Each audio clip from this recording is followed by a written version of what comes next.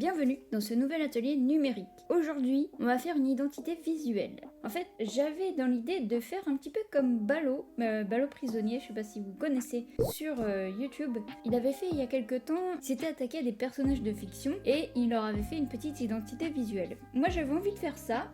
Et en plus, dans le précédent atelier, j'avais fait un motif nain, donc j'avais envie de faire l'identité visuelle de Gimli. En plus, en ce moment, il y a la série Le Seigneur des Anneaux, même si finalement, moi, elle me plaît pas trop. Et on voit pas mal de nains, donc voilà, ça m'avait donné envie. Alors, je sais pas trop ce que ça va donner, je suis pas très inspirée. En fait, il y a quelques temps déjà, j'avais pris quelques notes. J'étais partie sur... un truc. Ensuite sur l'iPad, j'ai commencé à chercher des couleurs, à faire un petit mood board rapide sans images. On va voir ça ensemble, on va faire un vrai mood board et puis on va lui créer donc un logo, qu'est-ce qu'on peut lui créer d'autre, un motif et puis on fera un petit mock-up. On va chercher ça ensemble et puis on verra, ce sera surtout l'occasion d'utiliser Affinity Designer parce que depuis que je l'ai, j'ai pas trop eu l'occasion de m'en servir. J'ai surtout utilisé Affinity Photo, d'ailleurs, petit aparté. La tablette, c'est vachement pratique parce que là, pour un coup, je peux faire mes miniatures sur l'iPad. Parce qu'avec Procreate, c'était bien, mais je pouvais pas retoucher autant que je voulais. Là, c'est parfait. Bon, allez, c'est parti. Alors, donc on va faire le mood board. Alors le mood board, qu'est-ce que c'est? Pour petit rappel, c'est une planche d'inspiration. Donc là, tout ce que j'ai dit, je vais le mettre en image sur la planche. Comme ça, on sera sûr de ne pas se tromper quand on partira dans nos réalisations. Donc première chose, le mood board.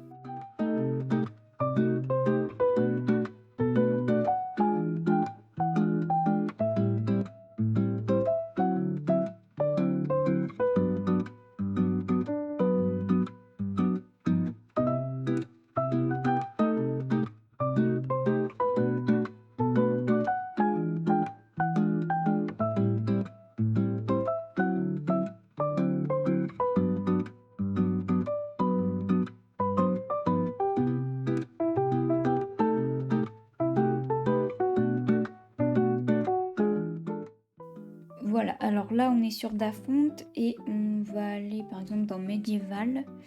On va taper Gimli, fils de Glowin. Et là, on voit, déjà on peut afficher les variantes, ça va afficher toutes les variantes possibles. Et quand on va dans plus d'options, c'est là qu'on peut par exemple cliquer sur domaine public. C'est-à-dire que là, on pourra vraiment utiliser pour une marque, si jamais vous faites ça pour une vraie personne, un vrai client. Ou même pour vous d'ailleurs. Voilà, et on valide. Et ben déjà, moi j'aime bien celle-ci. Donc, c'est vachement rare, mais j'aime bien celle-ci. De trouver aussi vite, hein, rare de trouver aussi vite. Donc je vais prendre donc une police pour les titres, une police pour les paragraphes et une police pour les sous-titres, par exemple. Plus qu'à chercher ça. Il y a des runes, voilà. Je sais que sur Dafont, il y a les runes aussi. Many minutes later. Alors là, j'ai fini le mood board.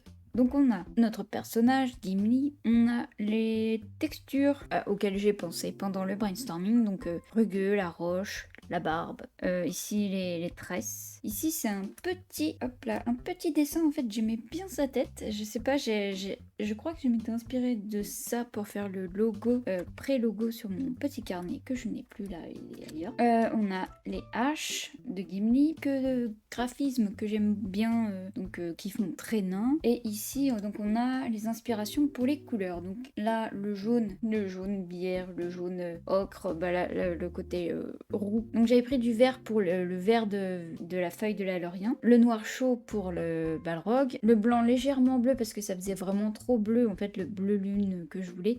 Donc c'est un blanc légèrement bleuté pour rappeler justement cette porte. Enfin, voilà, donc on a notre mood board, on va s'inspirer de tout ça pour pouvoir faire le logo et le motif. Alors ça sera justement les inspirations pour le motif. Et le logo, bon, j'étais partie là-dessus moi, mais bon, je sais pas si ça sera un logo figuratif ou plutôt peut-être un monogramme ou autre. On verra bien.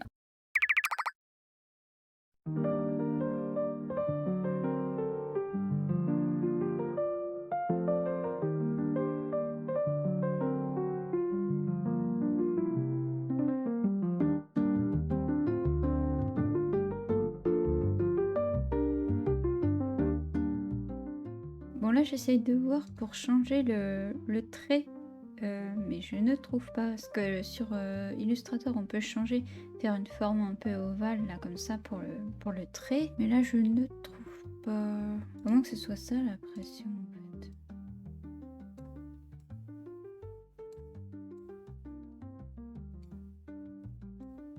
Je pense que ça doit être ça, attendez. Alors, là, en fait, ce que je viens de faire, c'est que j'ai vectorisé les contours. Parce que quand on regarde ici, voilà, on voit que le trait est au milieu, que c'est un tracé, en fait.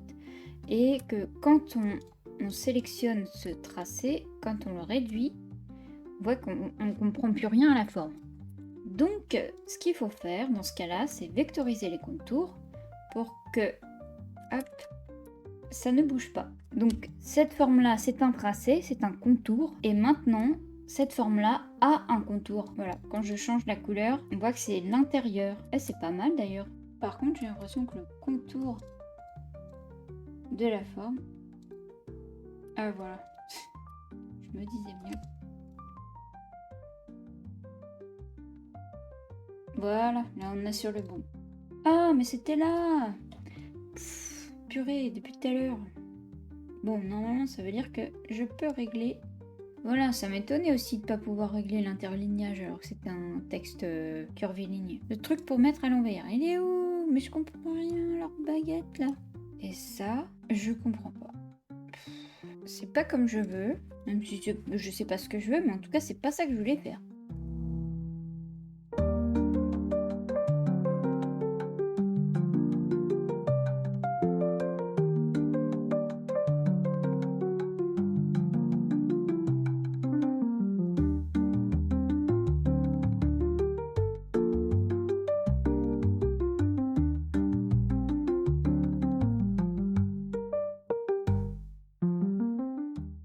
Bon, eh bien, on a fini notre logo.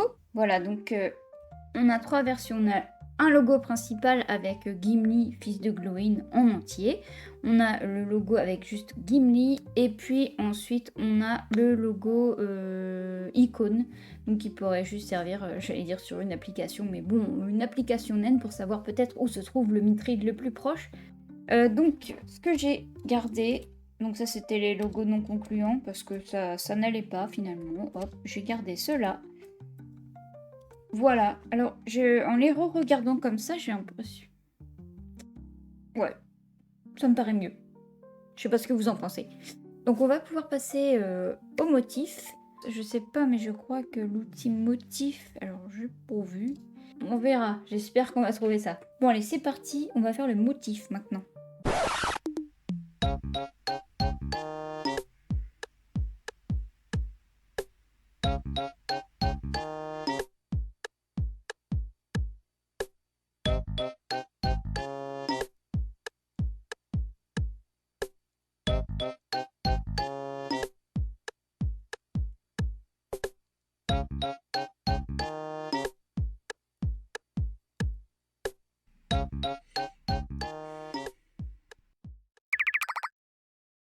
Alors, pour les motifs, il y a 2 solutions. Il y a 2 façons de faire. Donc, on a soit on crée un symbole, soit on utilise le pot de peinture bitmap. Alors, je vais vous expliquer tout ça dans un instant. La première chose, donc on va créer un symbole. Alors, qu'est-ce qu'un symbole? Bon, déjà, on va créer un motif. Avant toute chose, on va utiliser, donc on va créer un carré.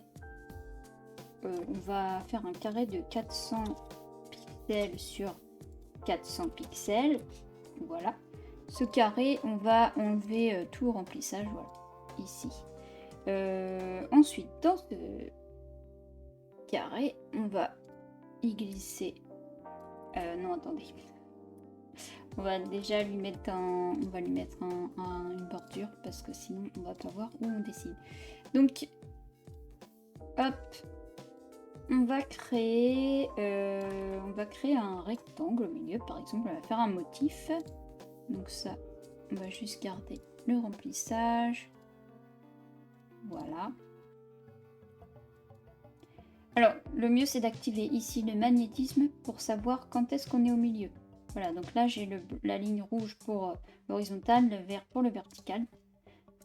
On va créer encore ici. Voilà. Alors, pour glisser, là, je glisse. Et si j'appuie sur Alt, sur CTRL, pardon, hop, ça duplique. Donc, CTRL, je duplique. Voilà. CTRL, je duplique.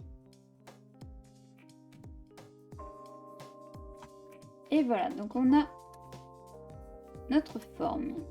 Donc ici, des rectangles, je les prends et je les glisse dans le rectangle transparent. Et vous voyez que maintenant, ça ne dépasse plus du carré. Donc le rectangle transparent, justement, je vais lui retirer cette fois-ci. Où il est? Le rectangle, il est là, pardon, c'est celui-ci. Je vais lui retirer son contour. Voilà, vous voyez qu'on n'a plus le contour. Et maintenant, cette chose-là, on va la transformer en symbole. Alors, ici, on va aller dans Fenêtre. On va cliquer sur Symbole. Et vous allez comprendre ce que c'est un symbole. Du coup là, on a sélectionné notre motif. On va faire Créer. Donc là, le symbole, ça s'est transformé.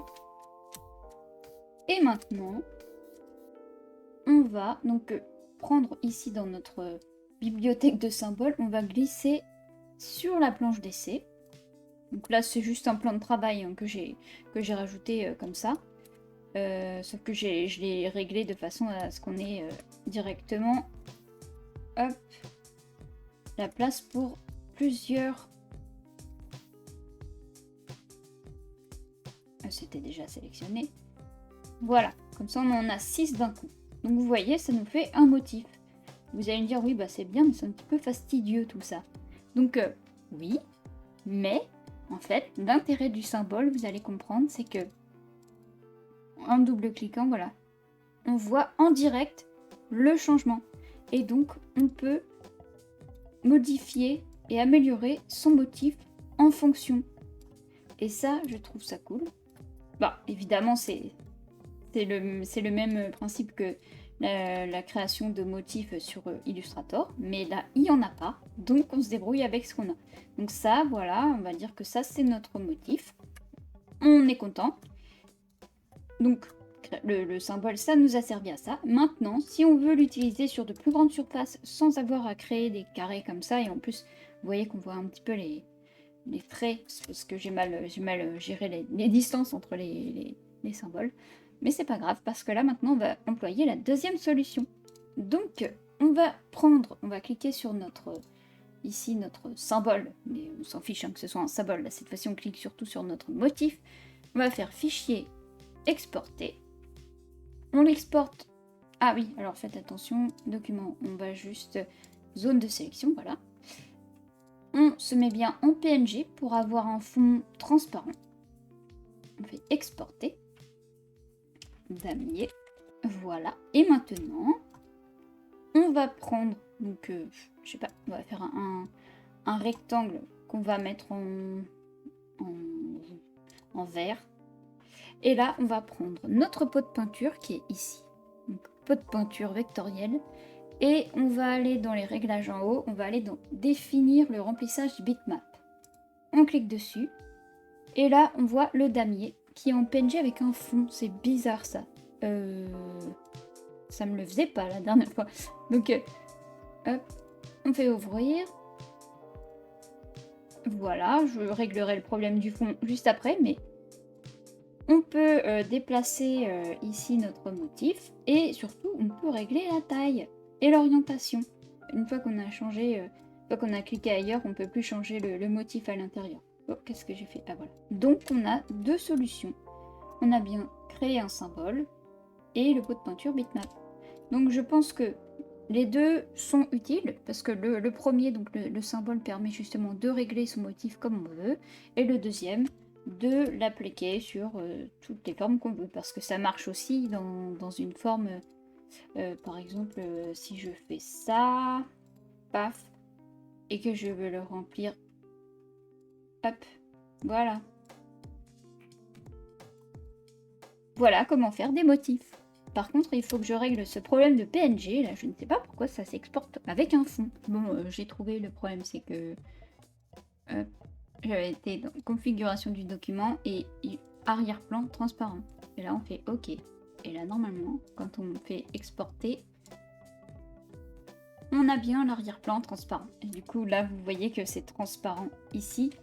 Et donc, ce que je vais faire, c'est que pour vous montrer l'intérêt de faire un fond transparent, hop, on reprend le damier.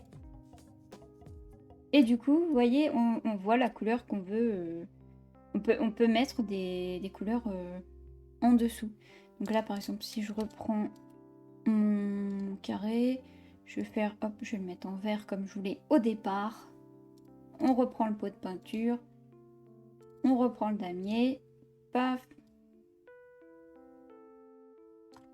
Et voilà.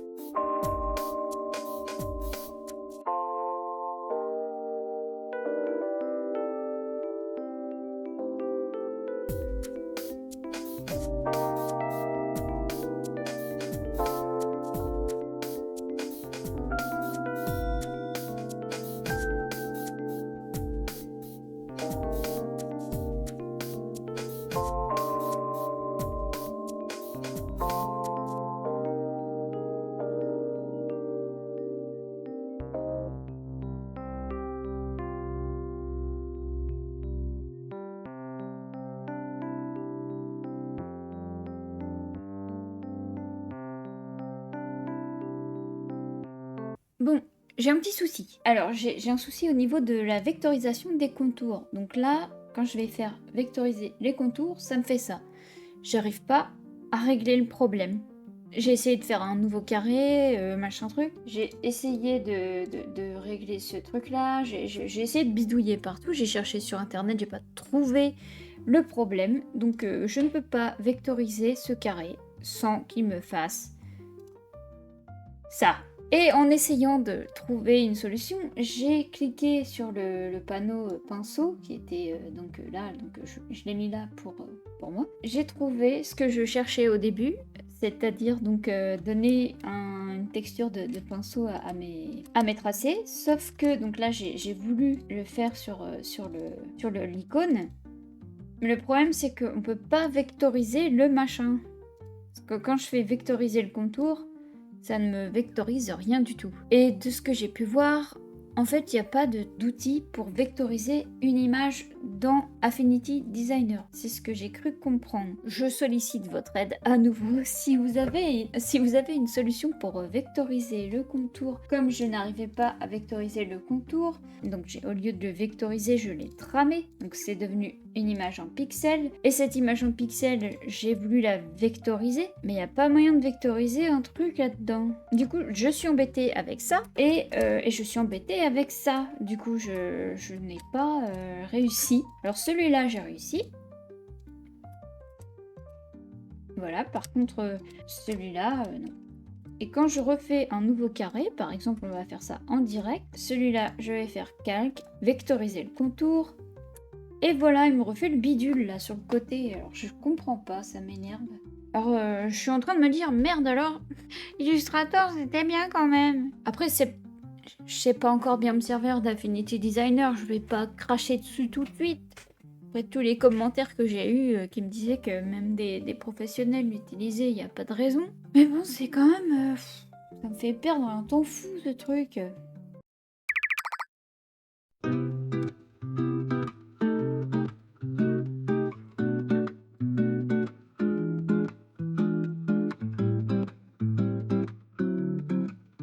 Je vais vous montrer comment on fait un mock-up très facilement. Donc là, ce qu'il nous faut, c'est évidemment un modèle. Donc là, j'ai fait une carte sur Affinity et puis un motif. Donc il faut aller sur Figma. Donc si vous ne l'avez pas téléchargé, vous pouvez directement l'utiliser sur Internet. Donc Figma, c'est un logiciel gratuit. Hop, donc on va sur Figma. Donc ça, c'est le résultat final. Ça, c'est le modèle de la carte que je veux faire dans le mock-up. Il nous faut le motif, alors j'avais essayé avec deux tailles différentes de motifs. Donc ça c'est juste des images que j'ai déposées, hein. C'est pas, il n'y a pas de, hop, il n'y a pas de plan de travail si vous voulez en dessous. Ce qu'on va faire c'est clic droit, on va aller dans plugin. Alors moi je sais dans récent, mais sinon il faut aller dans manage plugin, hop, et on tape mockup par exemple, et on tombe, bah moi j'ai pris le premier, hein, c'était la première fois que je l'utilisais, donc ce plugin mockup. Donc là il y a tous les trucs gratuits, les modèles gratuits. Alors faut faire attention, il faut bien prendre ceux qui sont gratuits. Tenez, on va essayer celui-là. Sur de la pierre, c'est encore mieux. Vous voyez que tout ce qui est vert, en fait, va changer. Donc là, on va juste mettre le design. Donc, il nous demande d'uploader. Donc, on va juste cliquer sur la carte. Hop. On va faire crop. Ici. Alors, on peut gérer les ombres. Donc, on fait le plus. Et là, on a les settings. Là, on voit que ça agit sur les ombres du dessous. Là, les ombres encore en dessous. Voilà. Maintenant, on va uploader. On va dire que ça, ce sera le dos de la carte. Hop. On fait crop. Voilà. C'est peut-être un peu trop petit. On va essayer celui-là. C'est un peu mieux. Bon, c'est pas terrible, mais ça vous donne une idée. Après, on peut changer. Alors, ça change quoi comme couleur? Hop. Ça change rien du tout. Et ça ne change rien du tout. Alors, sur celui-là, voilà, c'était la couleur de la feuille qui a juste ici un tout petit morceau. Hop, et on fait paste, coller. Et on a notre mockup. Il y en a plein d'autres, hein. Là c'est pour les cartes, mais si on cherche par exemple, hop, un deuxième mockup. Voilà, très simplement. Donc je vais en refaire quelques-uns comme ça pour pouvoir finaliser la présentation de notre identité pour Gimli. Et ben, c'est fini. Alors, petit retour sur le moodboard. On est parti donc de ce moodboard. Donc le personnage en lui-même, les objets, les images qui m'avaient intéressé aussi, et puis les inspirations de graphisme, etc. Les couleurs, un moodboard assez fourni. Et voici la présentation de l'identité visuelle que j'ai réalisée. Alors là, on va zoomer un petit peu, c'est le mode image, hein. Je me suis pas embêtée parce que si j'avais laissé ouvert Affinity plus le truc, le PC rame. D'ailleurs, j'ai pas tout filmé, j'en suis désolée, mais ça rame trop. Donc voilà, petite présentation, le logo en entier, voilà. Donc on a les différentes déclinaisons de logo, donc le logo en entier, le logo un petit peu tronqué, mais finalement ça change pas grand chose, et puis le favicon, enfin le logo pour les icônes. Ensuite, ici c'est les différentes déclinaisons de couleurs possibles. Bon, évidemment il y a le blanc et le noir, mais bon ça paraît logique puisque c'est dans toutes les couleurs. Les petites haches, il n'y en a qu'une comme ça, mais c'est pas grave, sinon ça faisait pas symétrique. Ça, c'est les zones de sécurité. En fait, on fait ces choses-là, on prend un élément du logo et on le place autour du logo pour éviter de coller complètement le logo contre une feuille. Par exemple, on veut pas qu'il soit collé, on veut qu'il y ait au moins l'espace du G. C'est la zone de sécurité. Et là, donc, il n'y avait pas le texte, mais j'ai pris le G de l'œil parce que, après tout, je avais fait le G de Gimli au départ, comme ça. C'est pour ça qu'il a des... Enfin bref. Voilà les couleurs. Donc, voilà le code. Mettez pause si vous voulez garder les couleurs. Voilà les polices. Alors, j'avoue que finalement, celle-ci est un peu trop fine. Mais... elle me plaît plus que celle-ci. J'avais mis des runes, hein. J'avais pris la police rune, mais je sais pas, je l'ai pas prise. Évidemment, une petite image du Seigneur des Anneaux. Ensuite, je me suis amusée avec les mock-ups. Donc on a fait ensemble celui-ci sur Figma. Les autres, je les ai pris, c'est des fichiers PSD, donc des fichiers Photoshop, que j'ai ouverts avec Affinity. Donc si vous vous posez la question, ça marche. J'ai pas filmé non plus parce que je vous dis que ça marche, donc ici je me suis amusée à faire une petite taverne à Melon's Café, parler amis et entrer.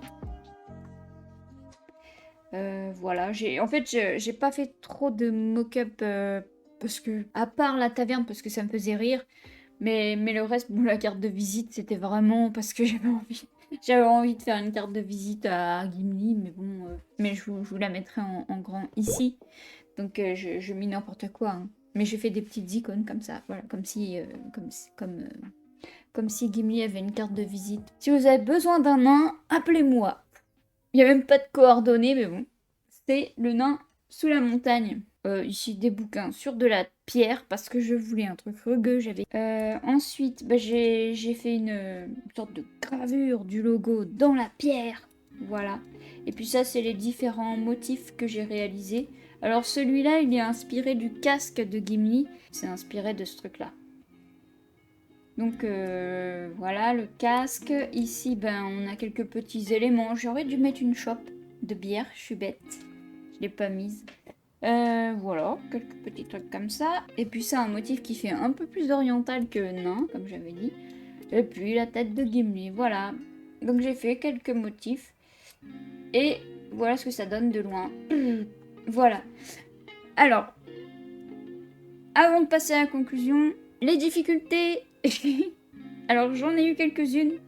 C'est pas d'ordre... je sais comment faire, mais je cherche sur Affinity. En fait, c'est très long. Et ça m'a parfois énervé, notamment avec le texte curviligne. Finalement, après à m'être énervé, je suis allée voir un tuto de logo by Nick. Je regardais déjà ces tutos quand il les faisait sur Inkscape. Et là, je les regarde sur Affinity. Parfait. Mais par contre, c'est en anglais. Effectivement, il y a deux manettes. La manette verte, la première, c'est le départ. La manette rouge, c'est la fin. Et en fait, quand on a fini sur le texte du haut, par exemple, si c'est un cercle, on fait entrée, paf, ça va vers le bas. Voilà, tout simple. Mais il faut le savoir. Mais sur Illustrator, tu cherches pas autant. Enfin, parce que j'ai l'habitude. Donc il faut que je prenne l'habitude d'Affinity. Voilà, c'est comme si j'arrivais dans une nouvelle cuisine et que je cherchais où sont les choses. Ah oui, c'est la vectorisation. Alors heureusement sur Figma, on peut vectoriser parce qu'il y a des plugins pour ça. Donc je suis allée sur Figma, j'ai vectorisé quelques trucs. Mais on peut pas... Il n'y a pas d'outil de vectorisation sur Affinity, ou alors j'ai pas bien compris. Mais voilà, globalement, ça s'est bien passé. Donc dites-moi ce que vous pensez de cette présentation, ou plutôt du logo, enfin un peu de tout, voilà. Donc, merci d'avoir suivi la vidéo jusqu'au bout. Et je vous dis à la prochaine. Un petit montage photo, ça serait cool. On partira peut-être sur un atelier numérique encore. Et voilà. Ah bah non, il y aura aussi le Vlogtober. Bon, bref, on va pas faire 12 000 conclusions. À la prochaine. Salut.